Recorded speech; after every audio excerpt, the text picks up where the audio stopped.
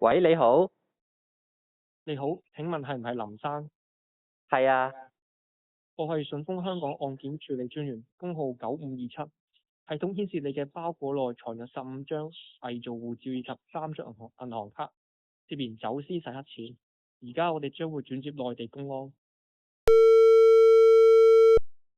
您好，我是公安局的张警官，我们怀疑您的银行户口涉嫌违法交易，现在需要您立即提供银行资料和身份证信息到以下网站登记，希望您能够配合我们的工作。您需要在2个小时之内提供所有的资料和保证金，否则您将会涉嫌违法犯罪被通缉，承担相关的法律责任。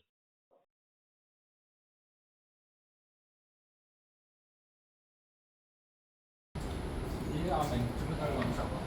唉，唔好講啦，啱啱順豐快遞同我講，我有個包裹有違禁品，我啱啱先向公安交完啲保證金同埋個人資料，唉，唔知件事會發展成點，希望盡快解決啦。咦，但我記得順豐職員係會打電話過嚟嘅喎，同埋啲執法人員都唔會要求保證金嘅喎。吓？咁而家點算啊？仲快啲報警？